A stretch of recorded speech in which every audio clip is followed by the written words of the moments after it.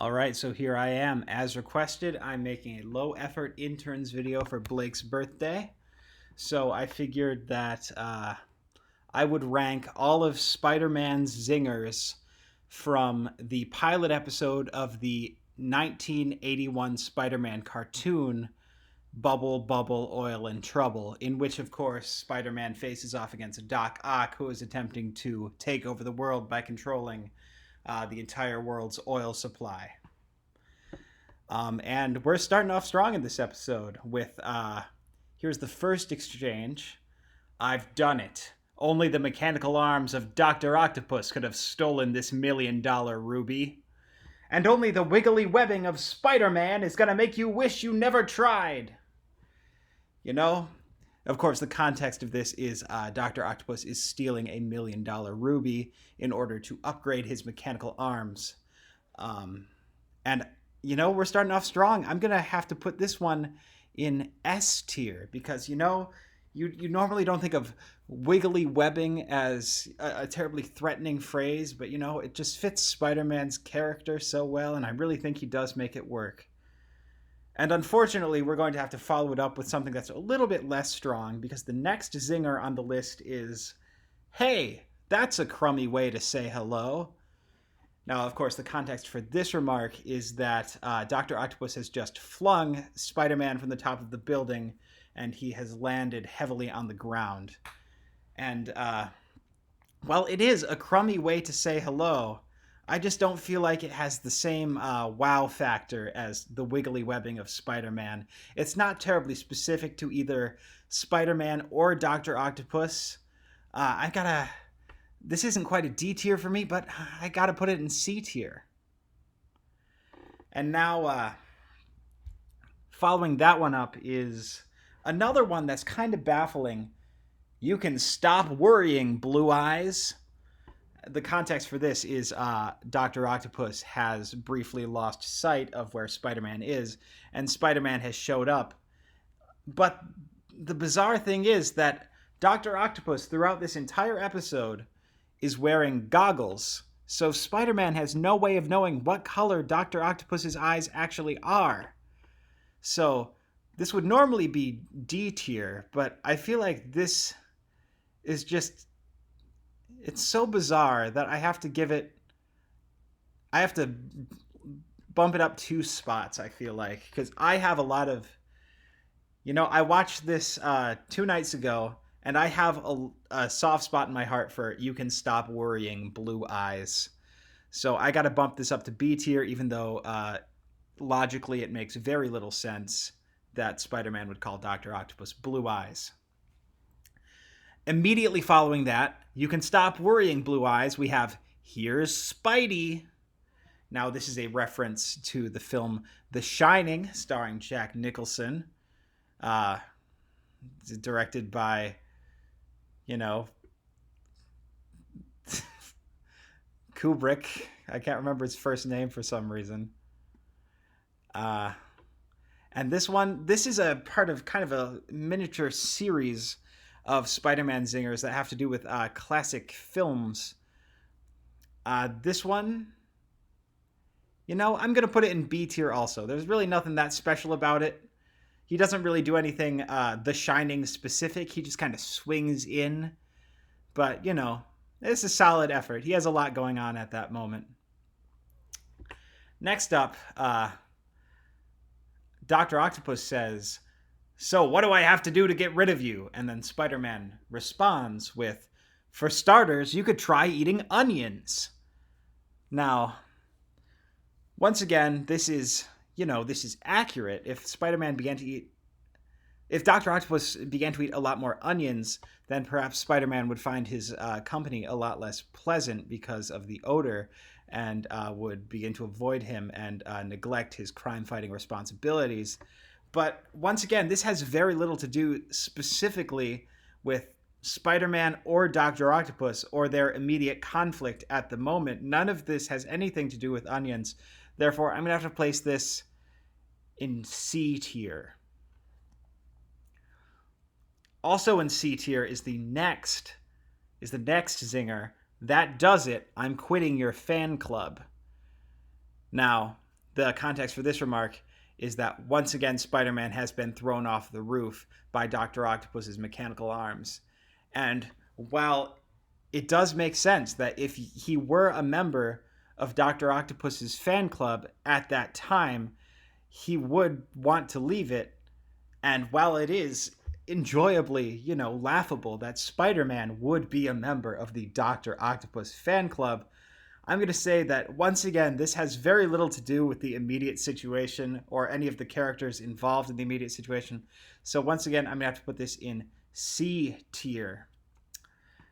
Now, the next zinger requires a little bit of context. You see, Spider-Man has been thrown into a pile of garbage, and he says, "Ooh, if I only had sinus trouble." And, it is very true that if Spider-Man had sinus trouble, that he would not experience the stench of the garbage quite so much. It's so accurate, in fact, that, it's been a lot of middling ones. I got to put this one in B tier as well, I guess.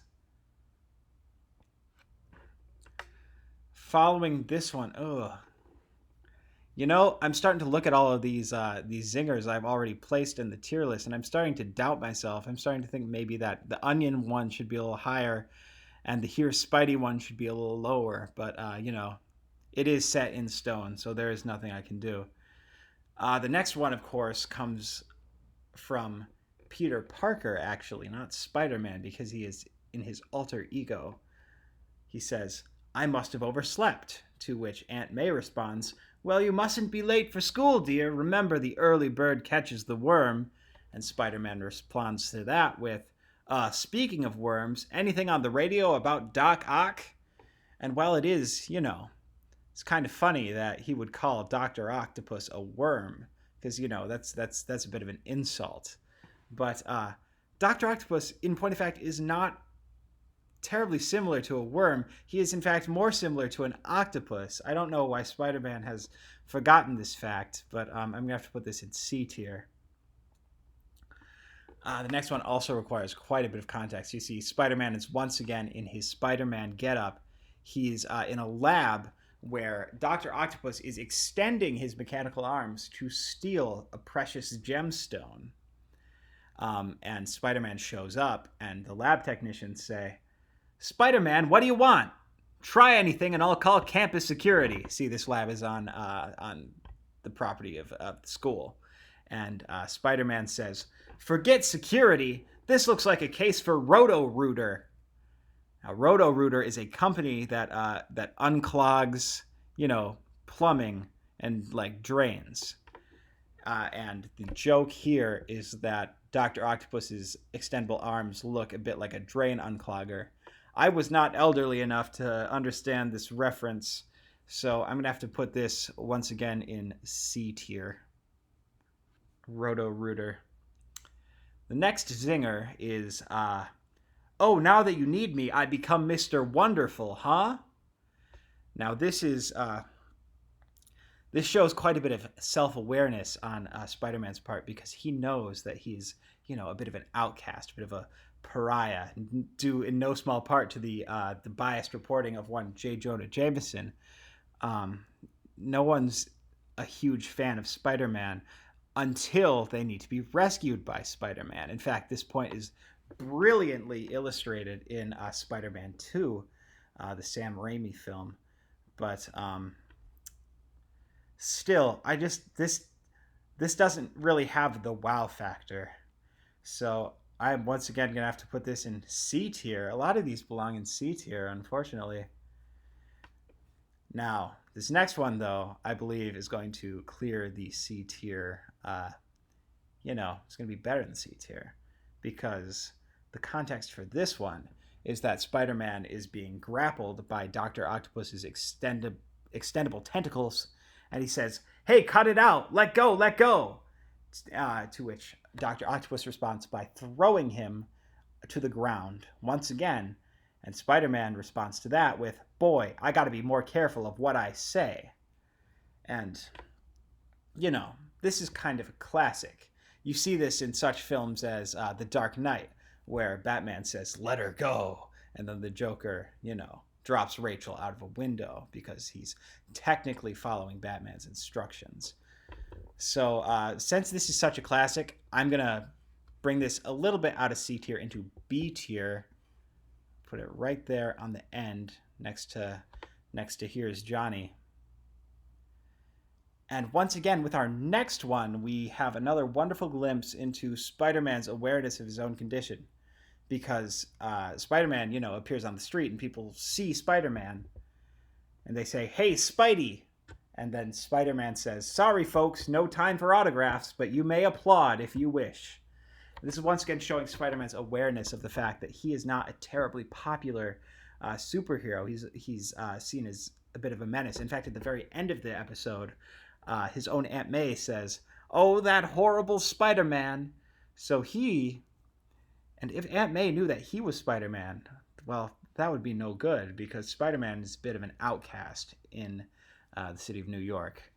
But once again, I'm going to say that this lacks the wow factor to bring it out of a C tier zinger. All right, the next one we have is yuck. No wonder no one's ever found his hideout. He can have it. Now, the context for this one is, of course, that Spider-Man has gone into the sewer, which he has discovered is Dr. Octopus's hideout. And it is, of course, disgusting to be in the sewer due to the smell and the unwelcoming ambiance of a sewer. And, this one struck a chord with me. But it's not great, but this one's going into B tier rather than C tier. Next one is... "Hey, it's nice of you to greet me with open arms, Doc." Now, a lot of the ones in the past, I've docked points for not really specifically relating to either Spider-Man or Dr. Octopus or their immediate situation. But this one actually does, because you see, Dr. Octopus has several arms. So when Spider-Man refers to Dr. Octopus and greeting him with open arms, he actually does have several arms, so that's a bit of a good. It's a not a great zinger, but it's a good zinger. We have our first A tier zinger. Finally, about 10 minutes into this 20-minute cartoon. Next up, we have Dr. Octopus says, "You have any last words?" And Spider-Man responds with, "If it's all the same to you, I'd like to start with help." And, I think this one is charming because, Spider-Man knows that he's trapped, but he's not gonna stop zinging up those sweet zingers for the benefit of, I guess, Dr. Octopus and himself and us, the audience. So just for that, we have our second A tier. Next up,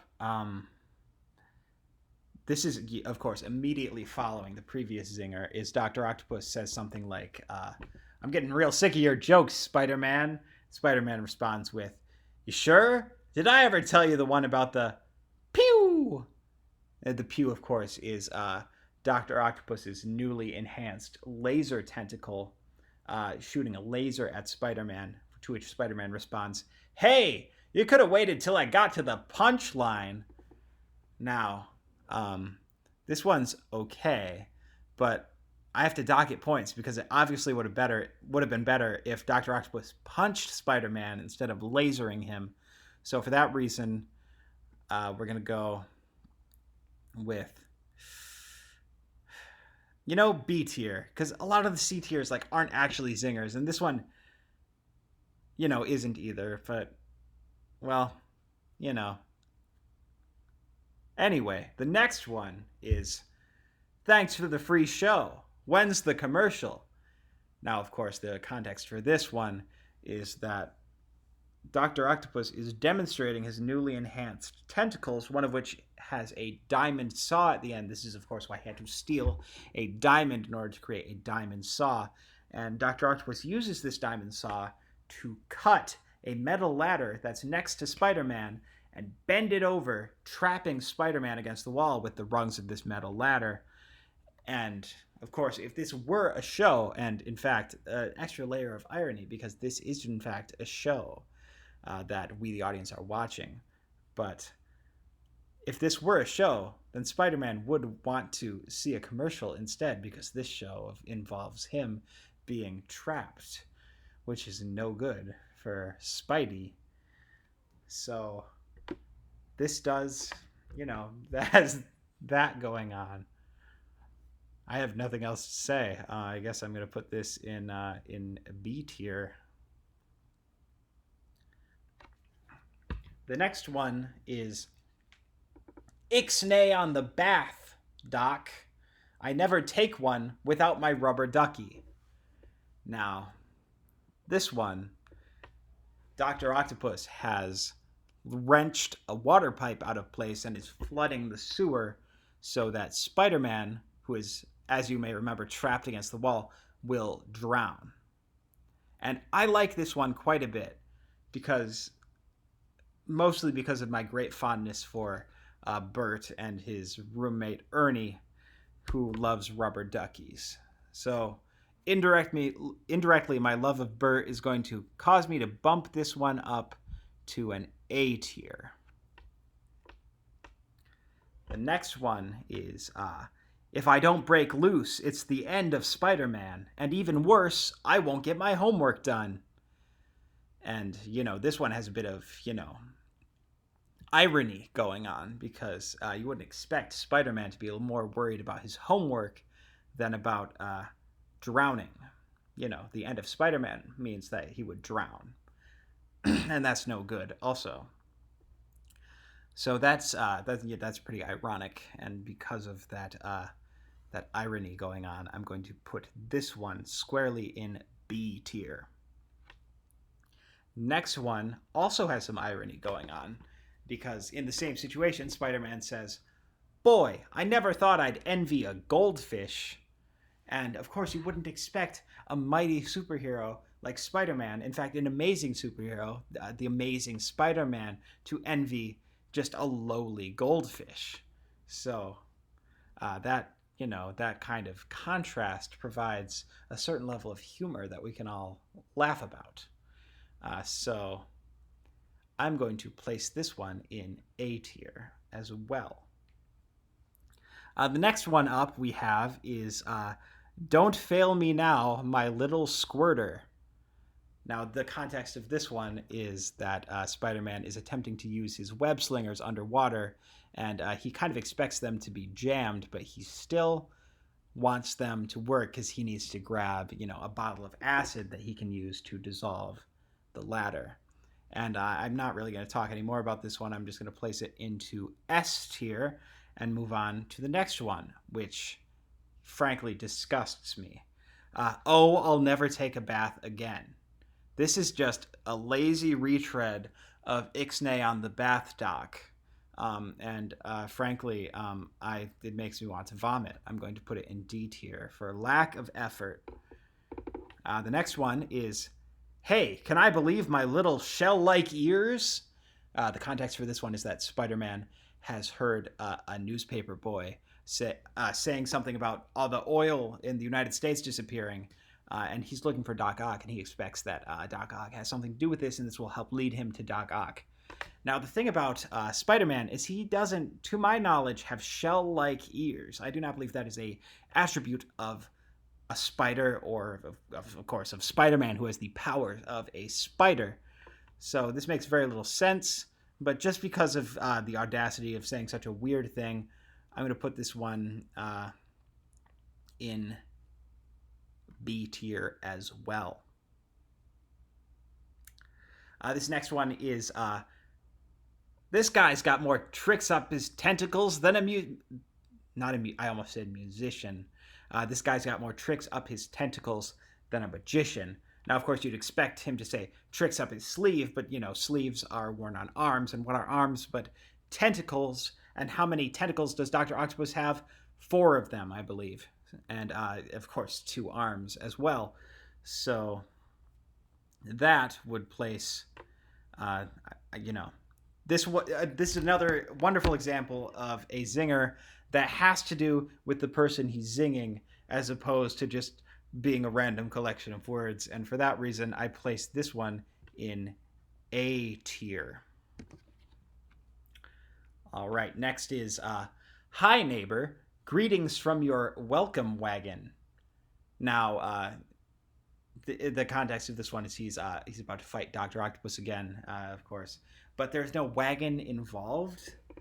And while there is a certain amount of irony that Spider-Man would want to welcome Dr. Octopus because they are, bitter enemies, this is still pretty weak, I'd say. And I'm going to put this into C tier. Now, the next one is, why am I tackling the most dangerous crook on Earth again? I ought to have my pointy head examined. Now, once again, this is much like the shell-like ears zinger in that Spider-Man is not generally depicted to have a pointy head, and in this cartoon specifically, he does have a fairly round head. This makes very little sense for Spider-Man to say, but once again, it is so audaciously bizarre that he would say that I'm going to place this into B tier instead of C tier or D tier. The next one, this is the next one in the classic film references series. Hey, you keep this up, it'll be the end of a beautiful friendship. And of course, the context for this one is that they're fighting, and he doesn't want Dr. Octopus to fight him. He wants to, defeat Dr. Octopus. This is, of course, a reference to the classic film Casablanca. And I'm going to put it into C tier. And you know what? I can't justify having this one in C tier while having Here's Spidey in B tier. So I'm going to move Here's Spidey down to C tier as well, I think. I said it was all set in stone, but that statement itself was not set in stone. The next one is, whoa, any lower, I'd never need another haircut. Now, the context for this one is that Dr. Octopus is swiping at Spider-Man with his new diamond saw attachment to his tentacles. And, if your head gets cut off, you would not need another haircut because you would not have a head, which is where hair grows. So because of that, I am placing this little zinger in B tier. Now, the next one, the context of this one is Spider-Man is trapped at the bottom of the ocean. And in response to this, he says, looks like I'm about to become shark bait. He sees a shark and webs it, and then he says, stop struggling or I'll put soap flakes in your fishbowl. Now, I find this one to be highly evocative. Like, the imagery of pouring soap into a fishbowl is just disturbs me and makes me like this zinger, I guess. I don't know. I'm putting it in S tier because it made me react to it. The next one is, oh no, the Doc's got Mortimer trapped in the Bugle helicopter. Almost hate to break up these two. Okay, excuse me. This one, I've missed. I don't have punctuation in this because I copied these from the YouTube's transcript, so I'm going to try this one again. Oh no, the Doc's got Mortimer trapped in the Bugle helicopter. Almost hate to break it up. Those two deserve each other. Now, the context for this is that Mortimer is the rival photographer at the Daily Bugle. Of course, we all know that Spider-Man is Peter Parker. Peter Parker is a photographer for the Daily Bugle. I'm going to say there's nothing really special about this one. Those two deserve each other. It's nice, this is a solid C tier. It's not one of the worst ones. What is one of the worst ones is, another retread. We have, once again, what's the matter, Blue Eyes? Cat got your tongue? This is a retread of the Blue Eyes insult from earlier that didn't make sense because, of course, he's wearing goggles still at this point. He's saying cat got your tongue because he's webbed up Dr. Octopus's tentacles and has tricked him into going in front of the entire, Navy where he's going to be arrested. It does have the cat got your tongue element. It doesn't really have anything to do with their immediate conflict at that time. And of course, it is a retread of an earlier zinger, which we know for me is pretty much an automatic D tier. So there you have it.